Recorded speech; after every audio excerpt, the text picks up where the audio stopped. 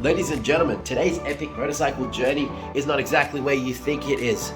Actually, it probably is because you're reading the title that is above me. Ladies and gentlemen, welcome to Vietnam. Oh.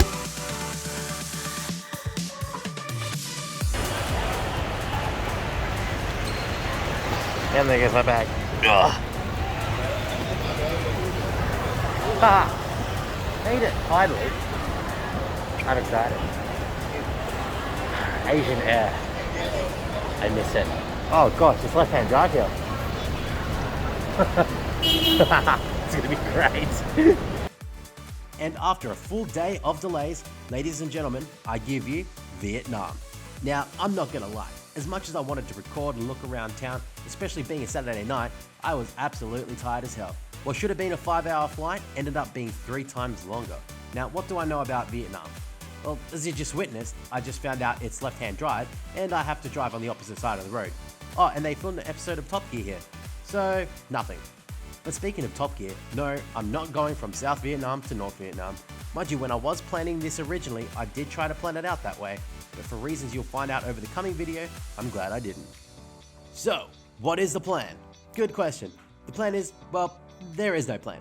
The plan is to jump on a bike and just ride. Hell, truth be told, the only planning I've done is that I booked a hotel for 2 nights and I booked a bike for a few weeks and that's it. In terms of the route, well, I had a general idea on where I wanted to go, but that all turned to shit pretty much instantly as I ended up going a completely different route. Now, as mentioned, I didn't record anything other than this ride to my hotel because all I wanted to do was just to go there and sleep. Unfortunately, that turned out to be very difficult because turns out the hotel that I booked was a really shit one right in the center of the nightclubs. And you wouldn't believe how bloody loud it was. So loud, I didn't even want to record.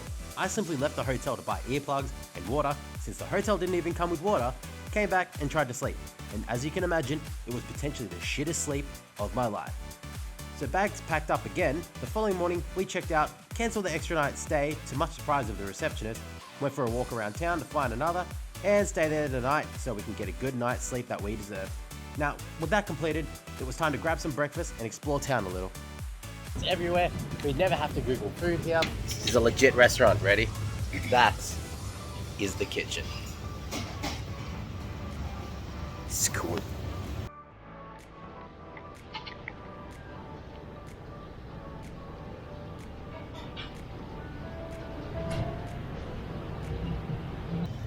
First taste of a legitimate Vietnamese coffee.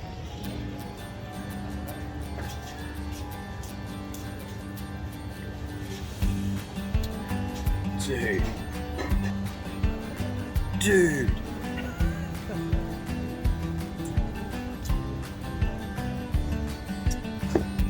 Wow. That's awesome. I think it's one of the best coffees I've had.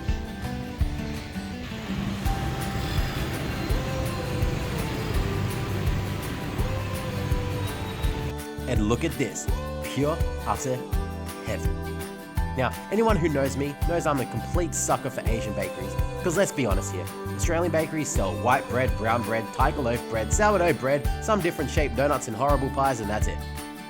Asian bakeries, however, jeebus, absolute heaven. So after a quick feed at the bakery, I made my way to the War Museum, which I 100% would recommend to anyone with a strong gut. Why do I say you need a strong gut? Well, let's just say our museums are PG rated, while they're rated R. Check this out, this here. The guillotine that they use, I'm gonna have to blow this out a bit, but there's a guy with his head chopped off on that board. This is a pretty crazy place. Here they have photos of people being shot, decapitated, thrown out of helicopters, and the killing of children. Whilst all this is horrible, this is the reality of war, and this museum does not cover it up in any way, shape or form. So based on that, you can imagine I could only show you so much here. This is a place you have to visit for yourself. Because if I posted any of this online, it will be red flagged and taken down immediately. So sorry guys, in the meantime, have a look at the planes and guns and stuff. Now, here is where my trip differs to what is the Top Gear Vietnam special. They rode their motorbikes from South Vietnam all the way up to North Vietnam, and well, I just flew up there. So yes, my journey begins in North Vietnam. But before I fang it around Vietnam, it was time to explore this beautiful city.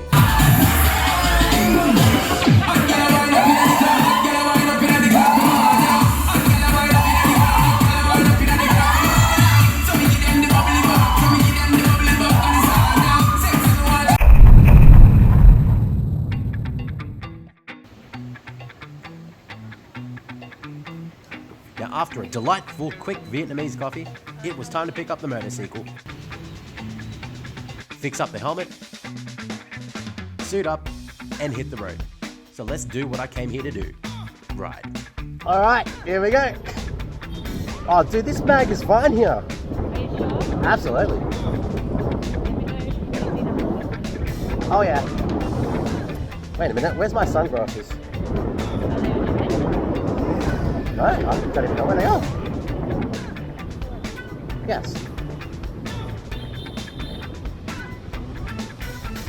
Oh no, wait, I'm wearing them. Alright. I said, are you wearing it? Right, well, here we are. Oh, why am I stopping? Don't stop here in Vietnam, you just go. Alright. Ladies and gentlemen, welcome to Viet motherfucking Nam.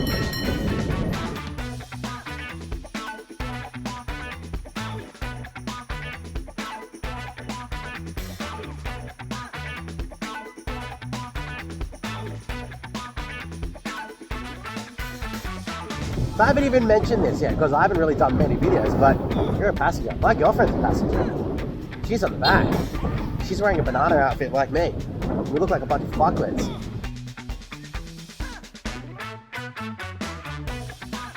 Here in the Australian GPS say, turn right at Fung Ding Dong Sing. It's like, yep, my GPS is a racist. Airport. Oh, see, look, that's a copper there. I get that. But They pulled that car over. oh.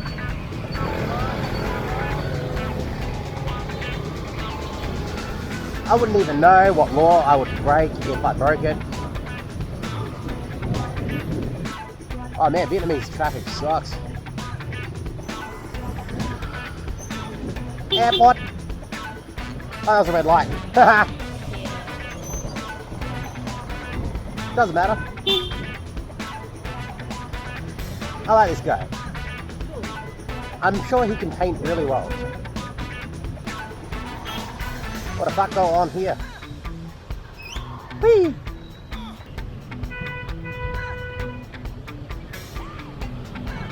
What a hill. Now just so everyone knows, I did not read on how to fucking ride in Vietnam. I'm just doing it, you know? Oh, you're mine. Get chopped! Oh, chopped! Airport! And after what felt like an eternity of city riding, I was finally out of the chaos, out of the potholes and bad city roads, and oh, look, actually, it wasn't even that bad. Truth be told, if we compare it to an Australian city, Vietnam's actually a lot better. But anyway, whilst riding on this highway, I felt like something was off. What do you mean? Well, I was now the only motorbike on the road in a country where there are more motorbikes than cars. Something was off, and then all of a sudden, everyone started beeping their horns at me. And one after another, I knew I did something wrong. So I had a little glance to my right, and how about that? There was a road just off the highway where all the motorbikes are. Then my partner pointed something out, which I completely forgot that was a thing. And to show you, we must rewind just a little bit. Stop, too far. And here we have it. Enhance. Enhance. Enhance. Just print the damn thing! No motorbikes on the freeways. Shit. With a country with, let's be honest, fuck all road laws, or any form of management on the road, for some reason, people really followed this one. So it was time to jump off the highway and hop on the road to my right, which added another hour to my ride. Which, let's be honest, is a bit of a first world problem.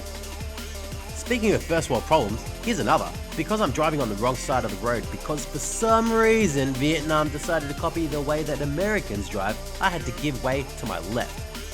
Now that doesn't sound like much, but let me tell you, when you're physically doing it and driving around the wrong way of a roundabout, it is the weirdest shit ever. And still, one that I never get used to. And then we have this boom gate thing where I thought you'd have to pay, and traditionally you would. But nope, just open it up and let me through.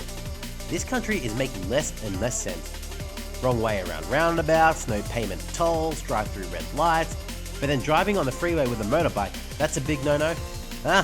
I don't know anymore. I just get nervous on that. Wait, why am I stopping like a white person? Oh yeah, it's a, like, oh, there goes the back. Yeah, because it was so sharp, the bag just moved a little bit. I was like, I was about to go on that lane. Not that it matters here anyways.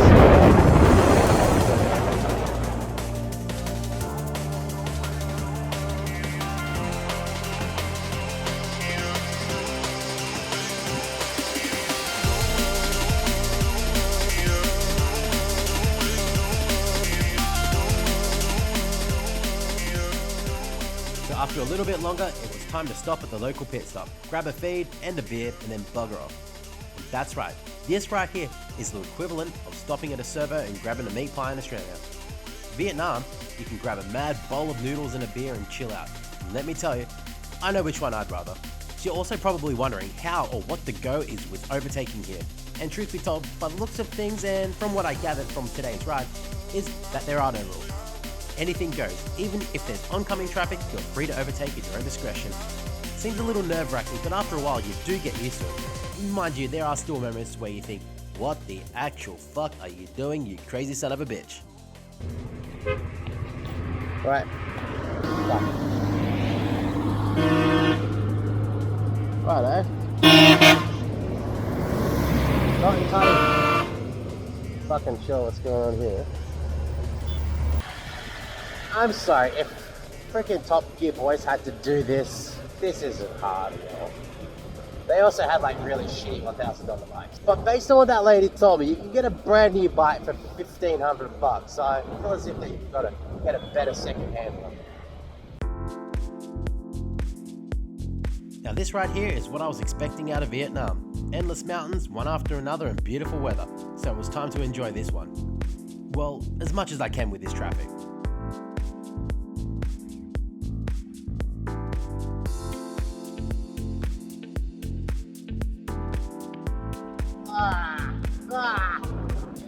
Set you out! Good. Shocked. I got shocked.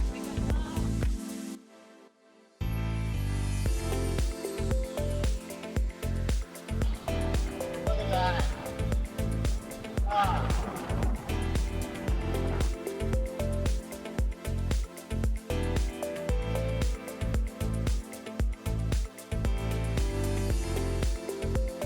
And the longer I rode into the mountains, the more mountains appeared. After all the years of riding, I have never seen this sort of verticality. The only thing that's sort of relatable is the Glasshouse Mountains in South Queensland, but even still, there's about 6 to 8 mountains and done. Here, well, it's endless. You can't even put a number on how many there are here.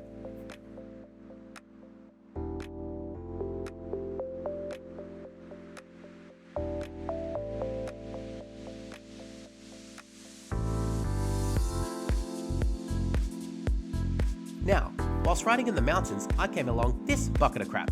Now look, I get it. Some people just want to be in a luxury car. Hell, I have an Audi myself. But this car needs to be destroyed. Its days are done. There's more pollution coming out of this damn thing than the goddamn Springfield nuclear power plant. Now as we near the final destination, the road took yet another surprise. It climbed up, and up, until we hit views like I haven't seen before. Those mountains we've been going through all day, well, it was now time to see the view from the top of them. Wow.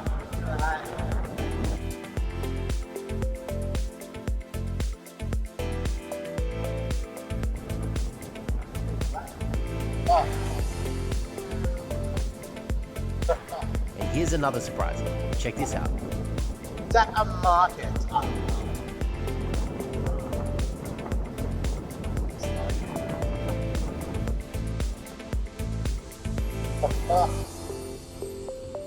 Okay.